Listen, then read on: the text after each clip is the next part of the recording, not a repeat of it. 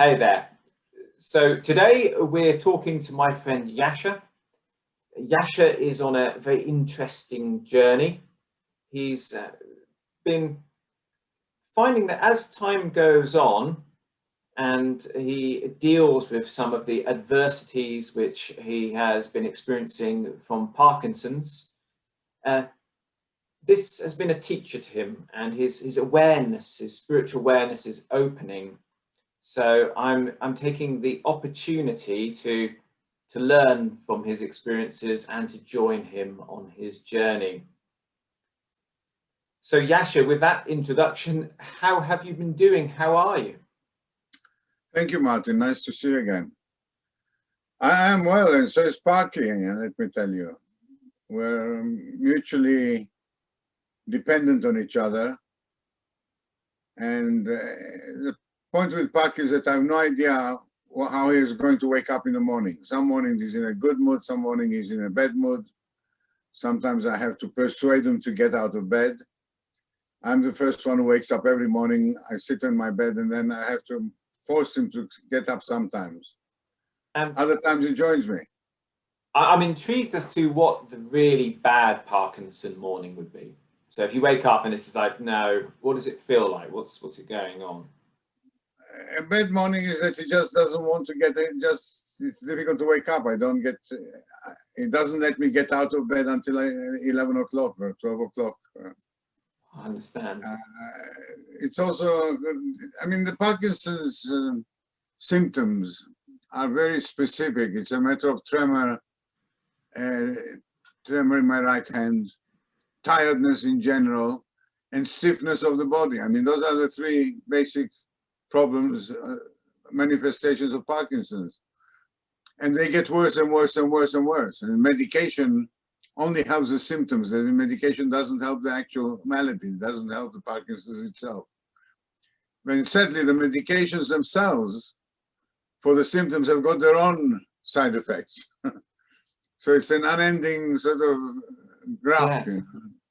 But that seems very unpredictable. Well, it is very unpredictable. So planning things, people would say, Yasha, do you want to meet tomorrow morning for, go for a walk or coffee or whatever? You have to think, oh, can I tell you tomorrow? That's exactly right. Yeah. In fact, for many things, that's why I resigned, for example, from Masonic lodges. I don't go out in the evenings anymore, although I could occasionally. I've tried it and I can force myself on a pattern of behavior, but it gets very uncomfortable. The other problem in that context is the stress, the actual stress of knowing that you're not going to be able to behave properly. Then there's a speech impediment. I can feel myself that I can't express myself as clearly. I'm speaking with you far more deliberately than I used to speak previously. So it's not flowing. That's interesting. Sounds a bit like, if you drink a little bit too much, make sure that you're saying things just right. You need to be a bit more purposeful. It sounds a bit like that same kind of experience. Yeah, you think that nobody notices, but everybody knows exactly what's going on. Huh? Yeah, one of my friends, actually my proposer into Freemasonry now mentioned it, was an actor, and he was playing a role, I think it was for the Bill or something, where he was playing a sort of a drunk man. And so he's practicing pretending to be drunk for a few weeks. And he said to me, the key isn't to act drunk. The key is to act like you're trying not to be drunk. You've got to be very deliberate and slow with your movements. And yeah, so there we are. Which brings me to another interesting thing, that the Hermeticists, their analogy for enlightenment was almost sobering up. They thought that humans were all drunk. Yeah, so if you look at the symptoms of drunkenness, that would be that we're out of control, that our emotions are too much, that we're seeking base things and making bad judgments and doing things just for the Is it all negative? All negative? Yeah, so I suppose that moves me to another. So I noticed Fabio Venzi at the Grand Lodge of Italy has got a book which is about the value of being drunk. It's got, you know, the how it sort of can be used. And we see in Plato's Symposium, drunkenness is used as a training method. Yes, So in praise of drunkenness. yes, so it's in praise of drunkenness. It's what Plato says that, well, Plato's written a book, but in the Symposium, they took round the table, and they're more or less saying that there's lots of training that allows you to control yourself through hardship, but drinking and celebrating with friends allows you to control yourself through pleasure, and it means you're less manipulable, as you know, in other situations. And like those Spartans who don't ever drink, they don't have any resistance to Are Plato's dialogues relevant to Socrates' discussions, or am I getting that wrong? Yes, so Plato's guru is Socrates. Yes. And so Plato's writing his guru's teaching, really, and it's wonderful to read, actually. Yes. If you can get past the initial veil, which is the language, which is quite hard for some people, you really are learning from an enlightened master there. Mm. But we have already gone into a big sidetrack, Yasha. I asked you how you are. Have there been any new insights or thoughts you've had since, or changes to your spirituality or your thoughts on things since we last talked? Anything to report? The main thing is that I'm trying to follow something that is a path. I'm trying to get onto something when I think about spirituality, or I'm thinking of meditating and so forth. And I think the path I've chosen, or I'm going on, is the one of awareness. So when I'm thinking to myself, I want to meditate, in order to see where do I stand in my own thoughts at the moment, I try to take that path of specifically of awareness itself. Mm. So I'm not sure I'm missing out. You must tell me, am I missing out on meditation by thinking to myself instead of meditating, or while meditating, I will try and become aware of what I'm doing? Does that yes, cancel out the meditation? Yes, so you're meditating on wanting to meditate there rather than just, you know, what is the meditation you're practicing, just to focus on the breath, or a mantra, or what is the... No, it's more a matter of just concentrating my thoughts into one direction and not letting them get away from that's what I mean by awareness. So I'm trying to say to myself, for the sake of argument, what is my genuine belief? What do I actually feel? What is the spirituality I'm meant to feel? And concentrate on that, but concentrate on that for the best part of 45 minutes, an hour and a half. Oh my word.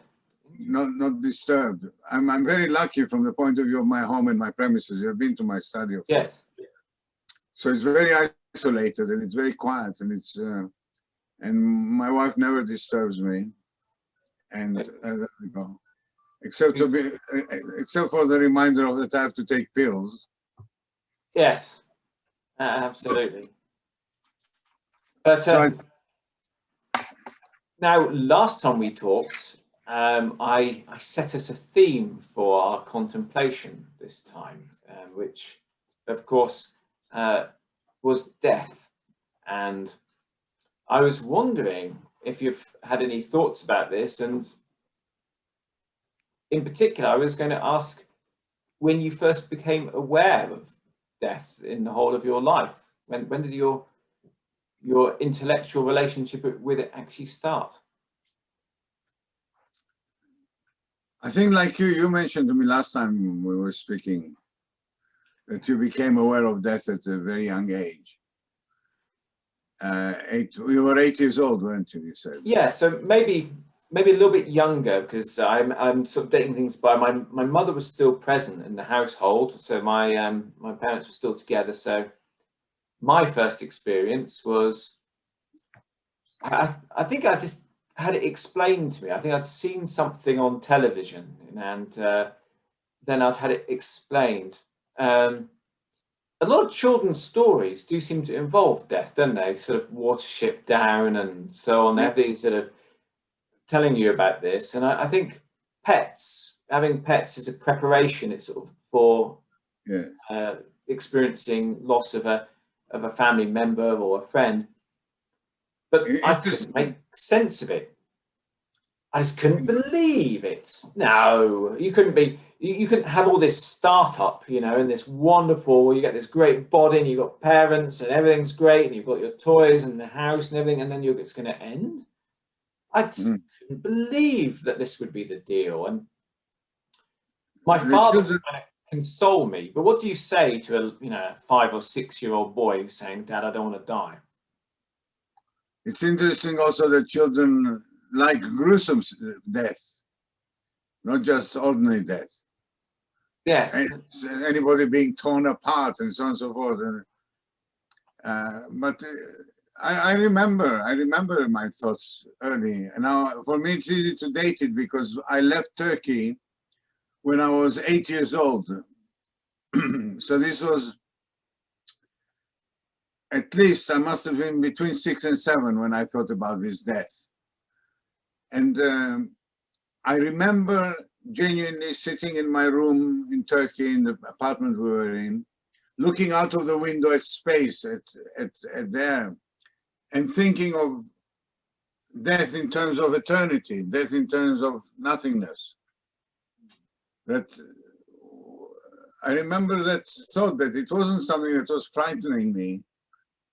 It was strange. It was something that I couldn't understand. So I didn't pursue. I don't think death came into my mind again.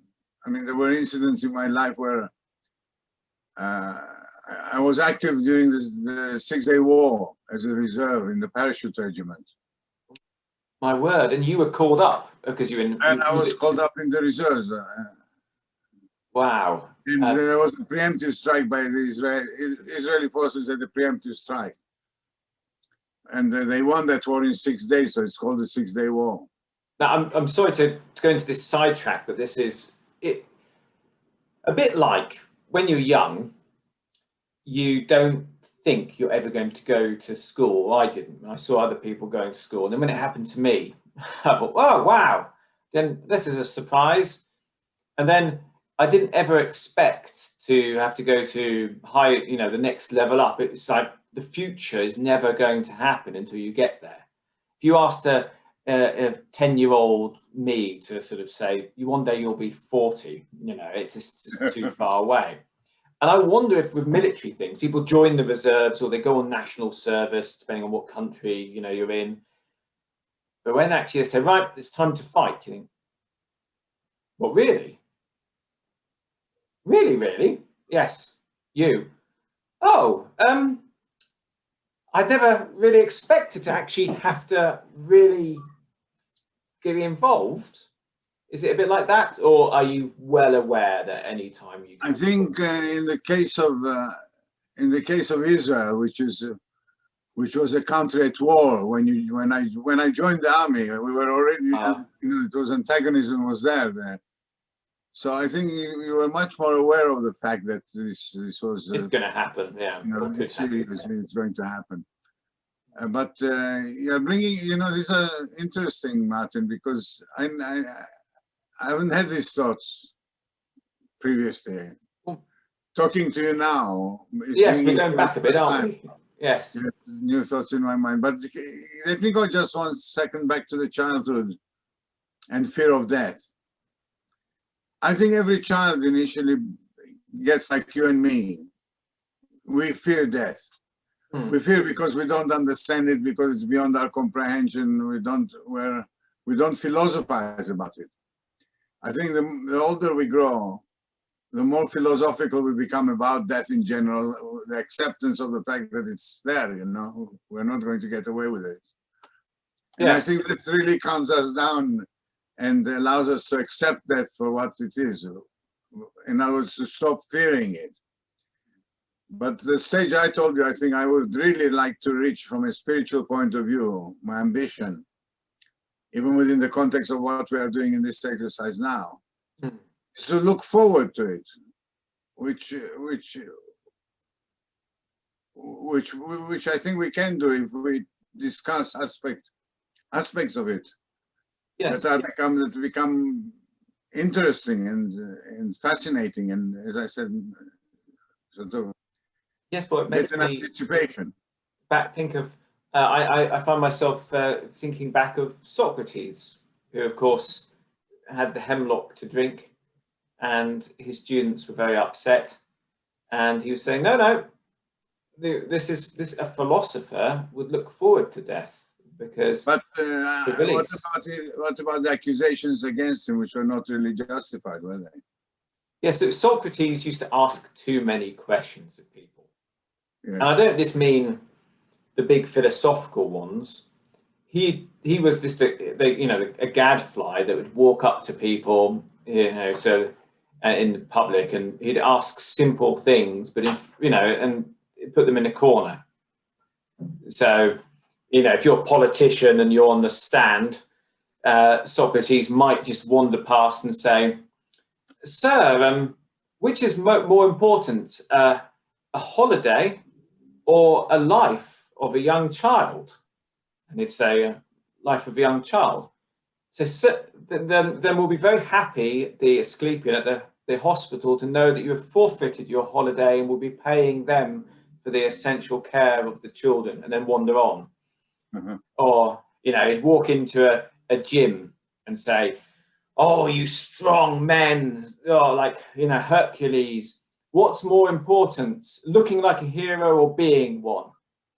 So, Good question. being one. He'd say, "Brilliance, this old lady down the road would like you to lay her pavings for her, and chop her wood, on the way. You can stop lifting objects up and down the room for no reason." Now, these are sort of made up ones, but he was trouble for a lot of people because he questioned and questioned. Yeah. So, and even drinking that hemlock was almost like him saying, "You're not being honest.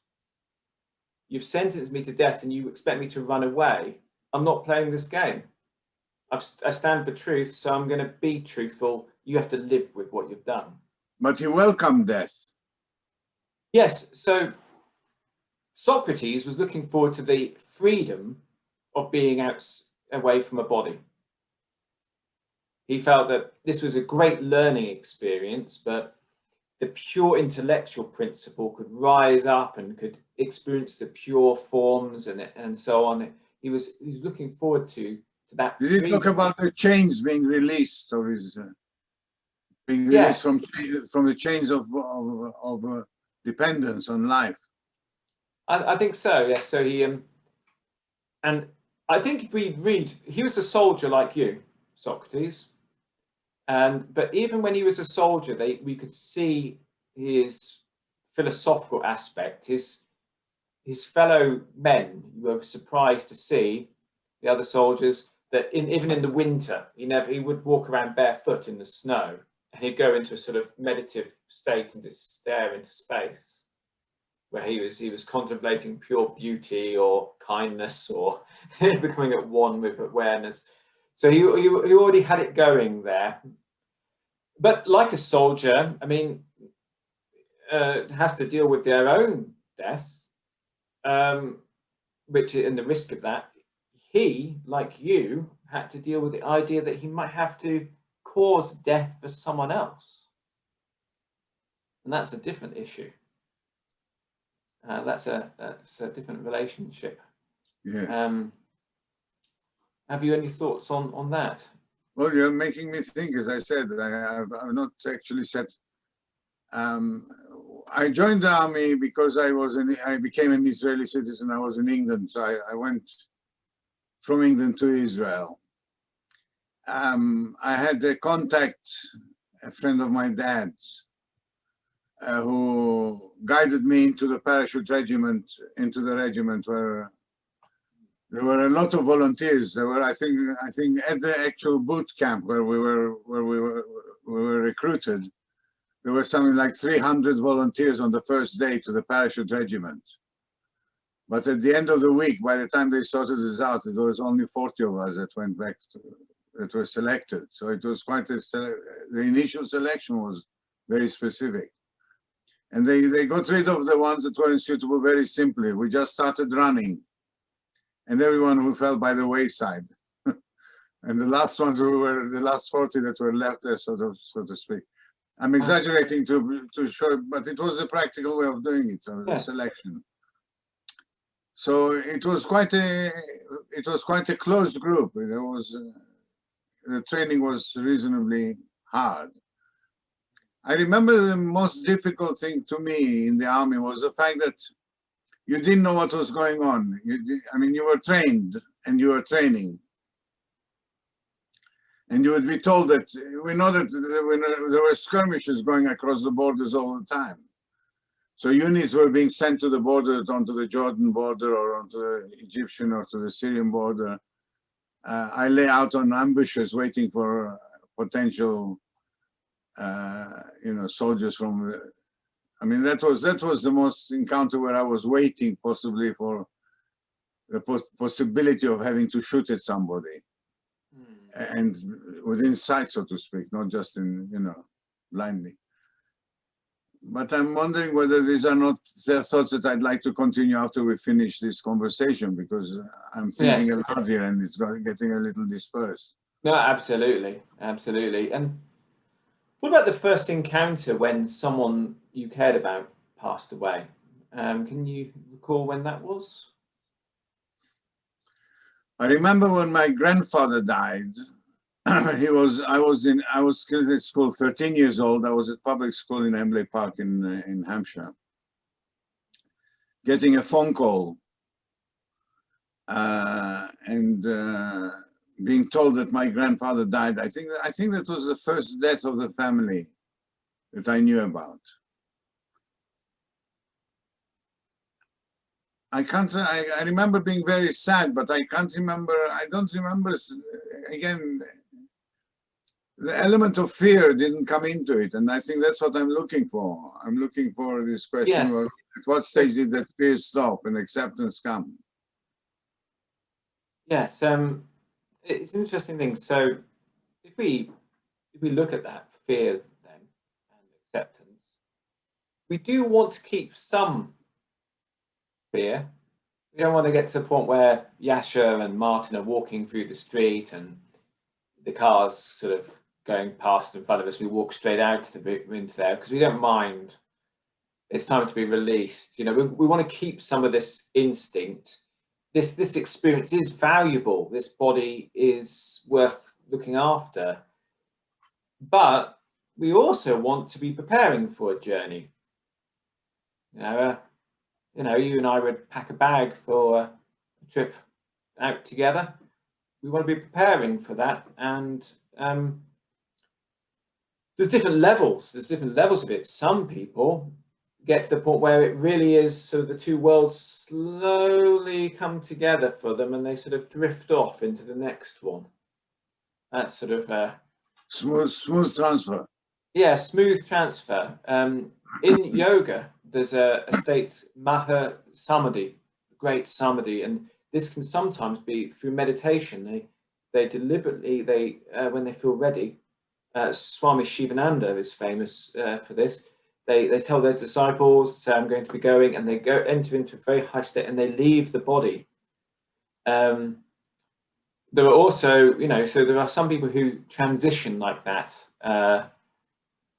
You might have heard of Tibetan, the rainbow body, which is a sort of a big experience at death that some achieve. I think the last time we spoke, we finished the conversation. We were talking about this subject matter of looking forward to death and about death. And I've had more time to think about it, and something occurred to me. Well, specifically, in other words, I was applying the thought to this death question. And it occurred to me that death was actually an earthly experience. That death is not a spiritual experience. Death is what we experience as human beings. And therefore that it's more difficult to think of death in the spiritual level, because death belongs to the living. So, do you see what I'm trying to get at? Yes. So you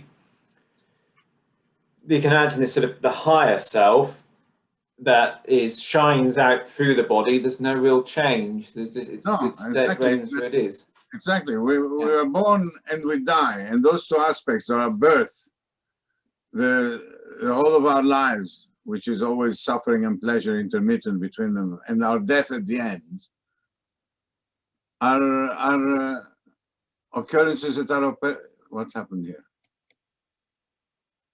Are you there? Yes, I'm here, and you're still visible, so it's all good from this end.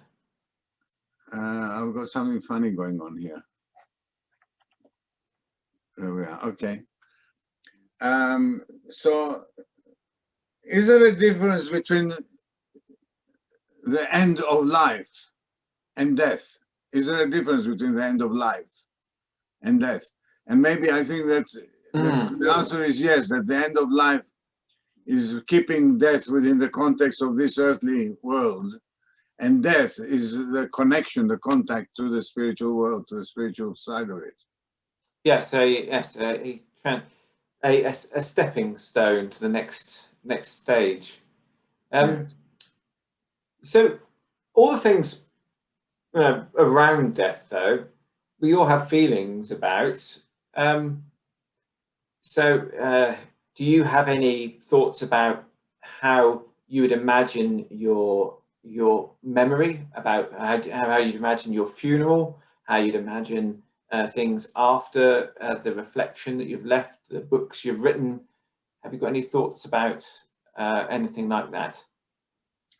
Well, the immediate thoughts are relevant to Parkinson's and the fact that I know that I'm terminally ill.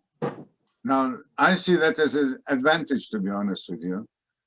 I think most people are sitting not sure, waiting, they're waiting for something to happen now that they are in their 80s and so on.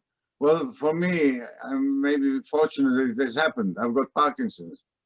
Of course, I might get other things as well, but at least it has concentrated my mind into knowing that it's there. Now I know what it is, instead of having to wait to see what will happen. Yes, part of enlightenment in many paths is being aware of your mortality. So you wake up and you're fully there, and you can pinpoint it. You can pinpoint it. And you've got Parky to remind you in the morning. Exactly. Every day you've got a teacher. And all day. But the advantage of that is that it frees you. It gives you freedom almost to think of other things instead of spending your time thinking about the mortality. You know that element of mortality is already covered by your Parkinson's. It's as if Parkinson is going to take care of mortality. Don't worry about it. You carry on with other things now. So this duality is the thing that I'm beginning to experience as a practical side, if there is such a thing, of my spirituality. How do I apply my spirituality to my life? The link. That is my quest, so to speak. And even when looking into Buddhism, for the sake of argument, and we are looking on the search, on the path to enlightenment, which will lead us to become a Buddha. Those who claim to be Buddhas, they themselves are the only ones who can give us the evidence of the fact that they've actually reached enlightenment. There isn't any other sign to show that they've been enlightened. So what is it that they feel that makes them justify the claim to be enlightened as Buddhas? Yes, so I do believe there are actual marks of a Buddha, and some of them are ones that we would see as very easy to understand. So we could imagine someone who is always moving from good intentions. You can imagine that could be something. You look and see all actions they're doing are in good intentions. You can see, you can imagine someone who's more aware. So you could see that in the person's sort of characteristics. But there's also But some...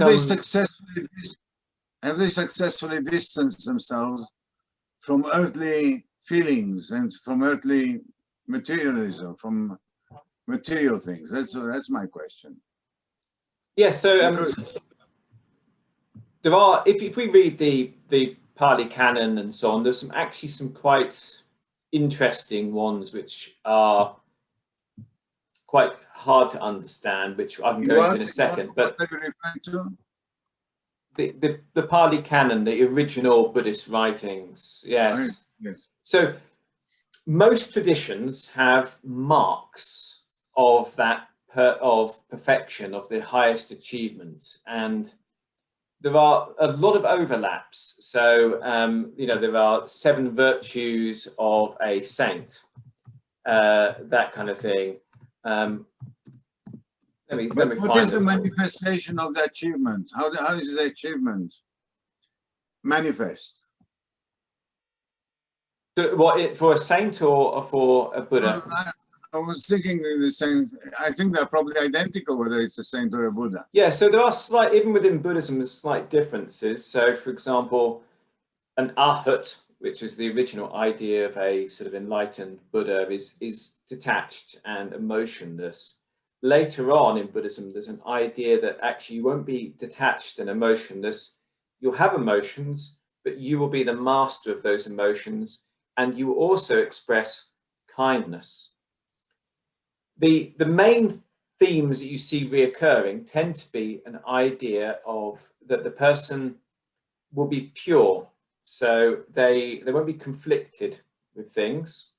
So most of us have aspects of our personality which are outside our control, addictions, or we have injuries from the past, you know, a bit like having a frozen shoulder. Maybe, in fact, you and I have met people who can't feel friendship or can't feel compassion because maybe they're bullied at school or something, or maybe you use something too much. You've been, aggression worked when you were doing your accountancy degree, so you use aggression for everything. The person who's achieved the first stage towards their perfection will have purified and balanced this, so they can do a full range of things. They can cry, they can calculate, they can be ambitious, they can be still. They've got a higher level of purity.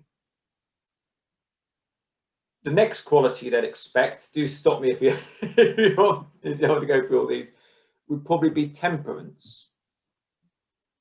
So they've got a balance to themselves which isn't easily tipped. They're not going to get angry or wound up or thrown off if their words and their actions match. I mean, that's a big thing to actually see. Someone actually congruent enough to do what they say. And you can see how that would kind of fall into place. But everything you're describing, Martin, are material, earthly characteristics, and none of them are spiritual necessarily. What would make them spiritual is to distance themselves from the material. But you're not. You're actually describing them as material. Yeah, so I think actually as we get further on, there are 2 things we kind of, it's an interesting paradox. The next thing we'd probably see would be, and that part of that purity would be that the person isn't controlled by their material desires so much. They've got a sense of detachment. But we've got to be straight. There needs to be a balance. You know, you need to be able to attach to the right things and let go. You need to be able to do both. It sounds a bit like my relationship with Parky. Yes, I can see that.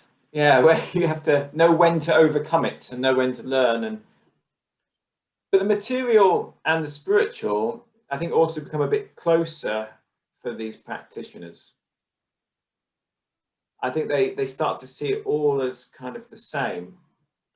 Well, this is the area that I find, I mean, what we are doing at the moment is pursuing the question you asked: how has your spiritual development gone during the break? And I think that is the answer, that it's gone concentrating on the relationship between the material and spiritual.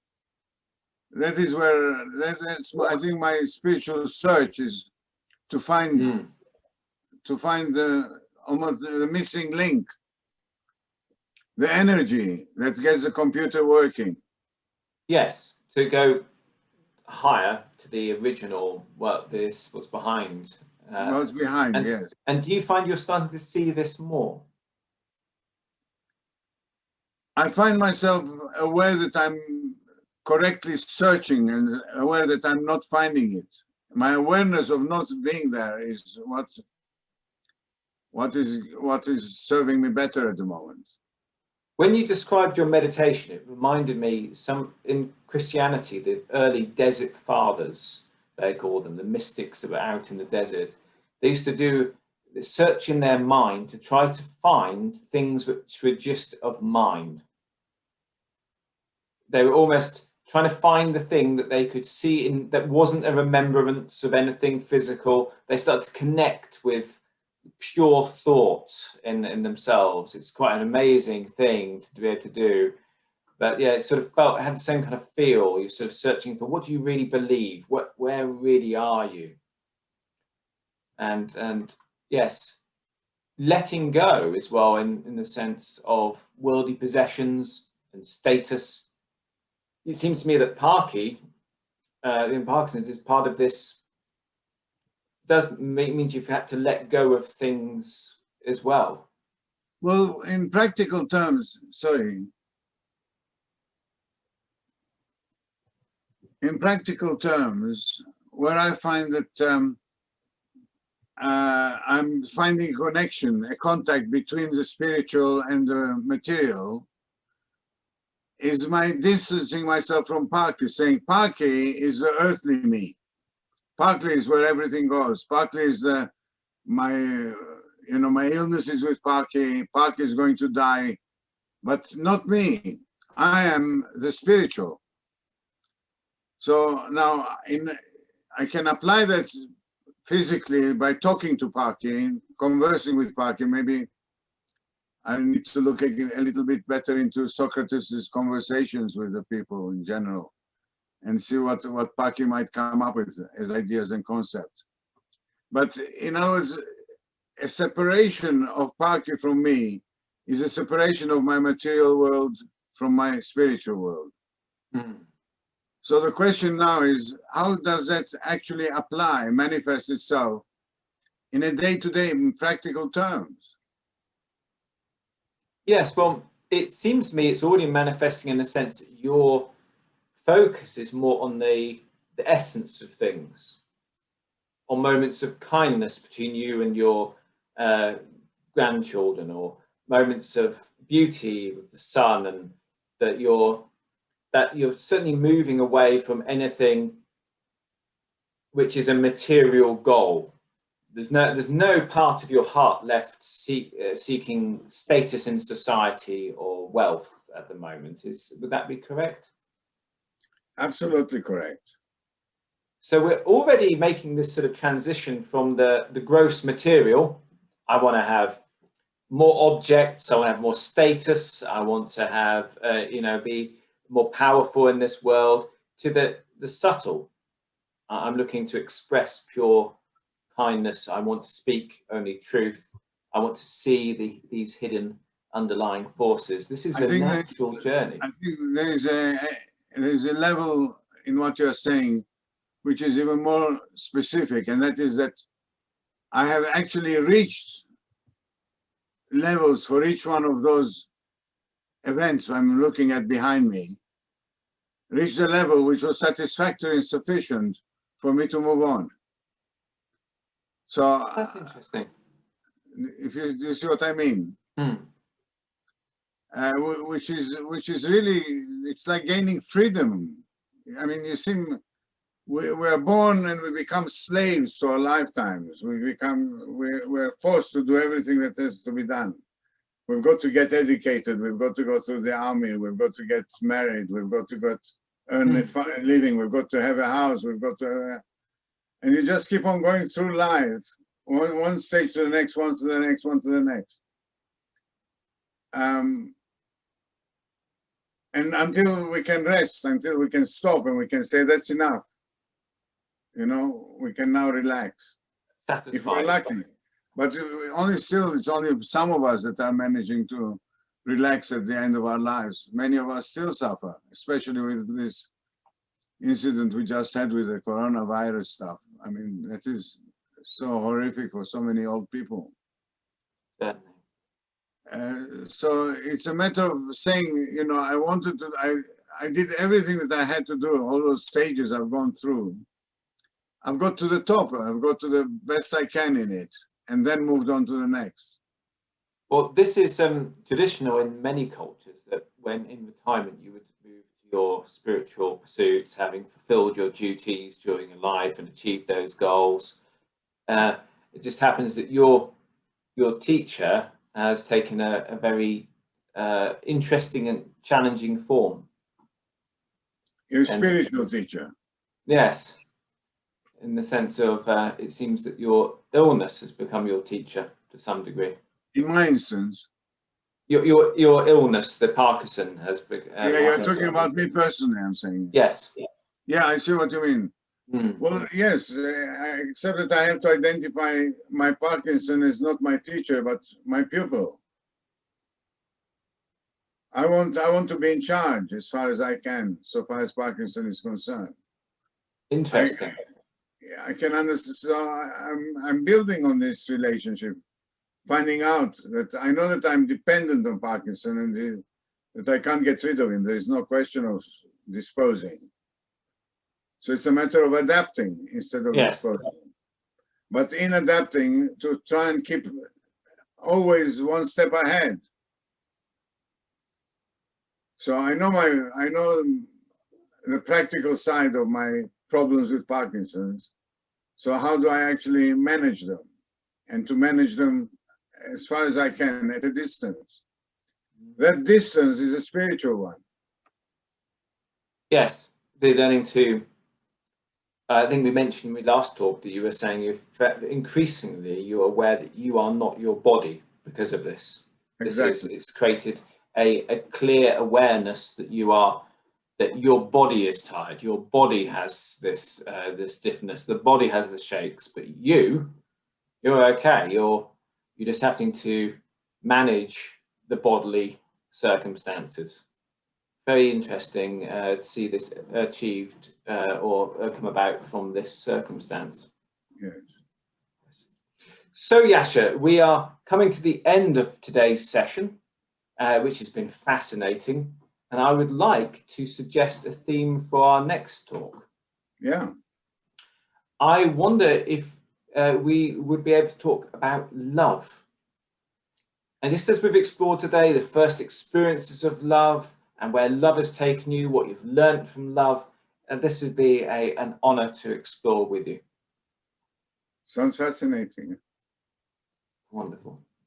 Okay, then, until next time, Yasha, that you carry on with your path, and we'll all look forward to hearing what you discover and learning a bit more about your life through that lens of love. Sounds good to me.